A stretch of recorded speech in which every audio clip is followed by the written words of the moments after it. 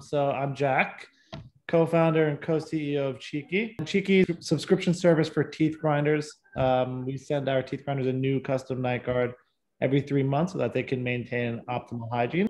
Cheeky got started when we were in college. I was a senior in college in Boston University.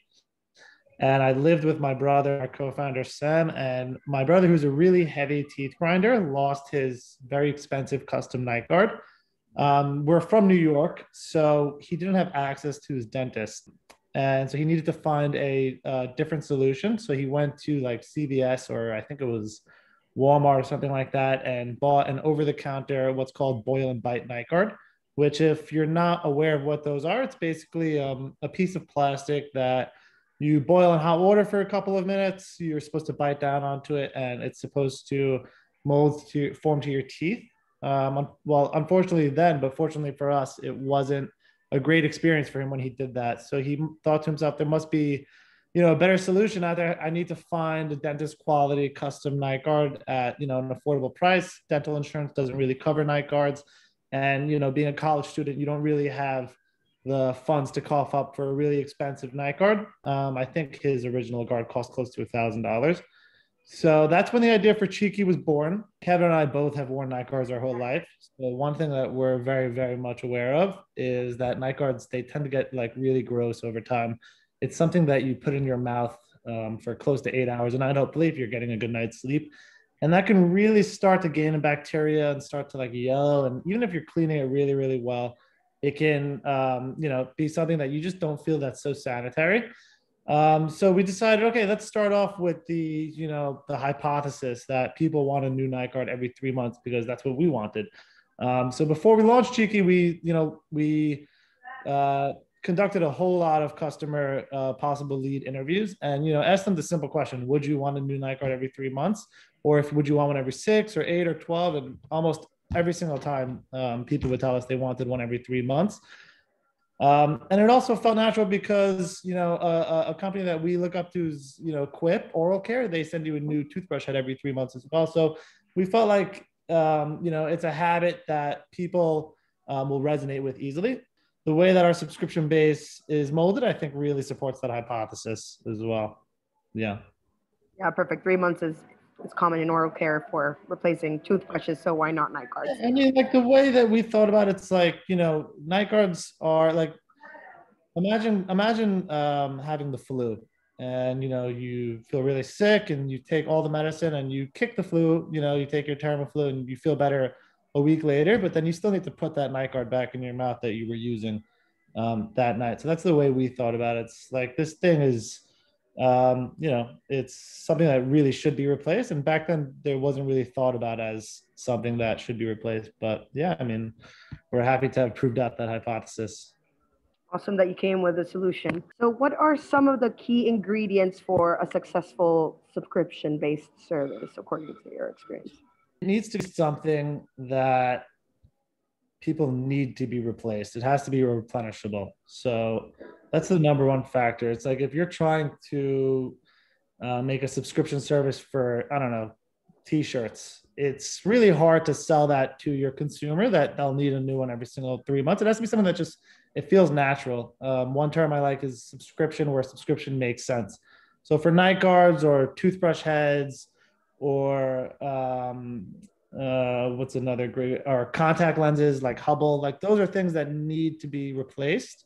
So so I would say definitely, as long as your product is something that the consumer believes needs to be replaced, then you should be able to have a sticky subscription service and the retention should be great. So that's the way we thought about it, at least.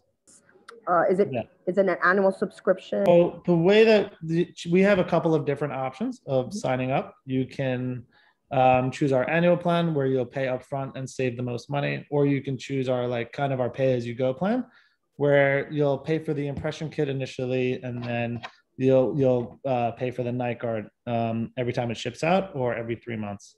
I mean, we do have subscribers who, so they want to get a new night guard every 4 or 5, 6 or 7 months, and we maintain that flexibility as well. So like everyone's needs may be different, so we definitely maintain the flexibility to be able to ship whenever somebody wants also. They don't have to follow your exact model in order to be Yeah. The vast majority are getting a new guard every 3 months, but we do have people who want one at a different time span. Yeah. Awesome. Any surprising takeaways from your experience building a subscription service with Cheeky? One thing that stuck with us is that you really never get used to someone else's impression. So like the way it works, how you sign up for our service is you sign up, we'll send you an impression kit, you'll ship those back to us, and then from there we'll make your custom mouth guard. In the beginning, it was like a shocker having to pull someone's impressions out of a bag and deal with something that was just in someone's mouth, and that feeling never got old. But yeah, I mean, so like for us, we're three first-time founders and always learning everything as we were going and how to build a subscription D2C business. And one thing that definitely surprised us is how important customer service is and how important it is to be proactive with your customers, and answer every single person, every single ticket in a very, very quick fashion. The product that we serve is something that people need very quickly. So people don't really have any patience to wait for our product. So from the beginning, it's always been a really fun experiment and being as quick as possible and fulfilling as quickly as possible. Because again, like this is a necessity that people need. When they buy our product, it's because they're grinding their teeth and they need it to be solved yesterday. So yeah, I mean, fulfillment speed and always optimizing for speed is something that we learned really quickly we needed to do, and thankfully we've gotten really good at it. Yeah, I mean, and one thing that we're thinking about doing now is experimenting with providing each customer their own customer success manager. It'll be tough because we have tens of thousands of customers, so we're needing to think through exactly how we're going to allot each customer success manager their cohort of customers. But yeah, I mean, improving customer service is something that we work really, really hard at, and yeah, Awesome. really happy where we're at now. Yeah, I think that's super important. So great that you're focusing on that. Well, how were you able to determine your subscription pricing structure? Well, I mean, pricing is something that we have changed over and over again, and have experimented with over and over again. And I think the best way, and I read a tweet thread by Elizabeth Ian, who's GP of Hustle Fund, a couple weeks ago, where she described really well margins with subscription services and how founders should think about their margins. And I really like the idea because it described like, okay, let's say you're a subscription box business and you have 50% margins. That's great, right? Like on the surface, it's great. But if you're that subscription box business and you're selling that box for $30, you only have $15 left after COGS. And most of the time, that's not going to make up for what your acquisition cost is going to be. Your acquisition cost is probably going to live between $60 and $100. And that leaves you with a long payback period.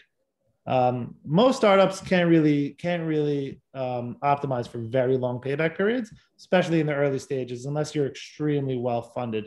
So the way that we think about pricing is, okay, how much are we charging? What's the most that we can charge for this product that people will still find value out of and still want to purchase with? And then how can we optimize for having the most dollars left over after COGS, to maintain almost immediate payback and acquisition cost? Without almost immediate payback, you need to be very, very well funded. And yeah, I mean, it's just a lot easier to run a business when you're being paid almost immediately for that acquisition cost. So that's the way we think about pricing. And that's the way I would advise any founder really looking to start any type of business, is almost always try to bake in what your worst case scenario acquisition cost is going to be, because there are going to be times when you do hit that worst case scenario and you're not going to want to optimize for a 7th-month payback period. It's very tough to ask someone to stay with you for 7 months and then start making profit off of that. You need your retention to be really, really great in order to do so. And you also need to have millions and millions in the bank in order to really survive. Makes sense. Great. Backtracking a bit onto your testing phase, how long was that testing period where you were surveying out to see what would work in Cheeky's case? Well, okay. So when we were in college, we had this idea. Well, my brother had it, and we didn't know if it was a good idea or not. We know that we would have liked it, but we didn't know if people would resonate with it. So what Kevin did, and that's my co-founder and brother's name, is he created this fake landing page with really just our value proposition on it, under like a different name for a company. I think we called ourselves Forever Smiles Club or something, and we put like a couple dollars every day into AdWords to to drive some traffic onto the site. And the main goal was like, can we drive leads?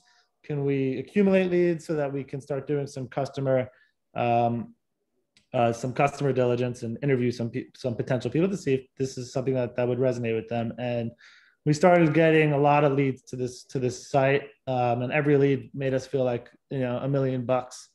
And that's when we started to finally be able to interview our potential customer base. And the main thing that we heard from them was, number one, this is a real problem. Number two, they need it to be solved really quickly. And their way of lives was really being hurt from not having the night guard that they needed.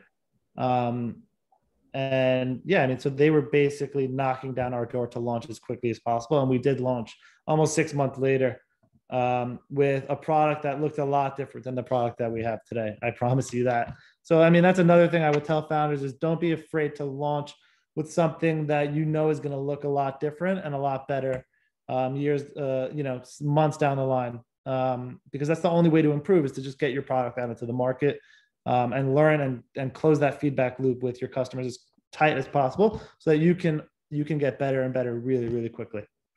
Wonderful advice, Jack. So, where do you get your industry news? Subscribe to a bunch of Substack letters. Um, the regular news, like just current events and stuff. I love Morning Brew, for that purpose. It's just Same. quick, easy to read. I think what they're doing over there is really cool. And I try to stay away from obsessing over like the world of startup news. I mean, it's important to understand what like the funding market and all that stuff looks like, but it can also be a distraction, and it's not healthy or not smart for any startup or any founder to try and compare themselves to others. That can really lead you to a bad place and really take your focus away from what you're doing and how you should best be serving your customer base. I love Lenny's Substack letter. I love Elizabeth Yin's Twitter threads. They're always amazing. She's at Duncan Hippo. I think everyone should follow her. And yeah, I mean, Twitter is like the number one place where I think Twitter University is a place to really get so much smarter. And if you're not taking advantage of VC and founder Twitter and tech Twitter, then you don't care as much about your own personal growth. Like as a founder, you can learn so much for free in that space. So that's where I get a lot of my industry news from. That is true. That is true. Well, thank you so much for your time today and sharing a bit of your expertise and journey. Of course. Yeah. Thanks so much for having me.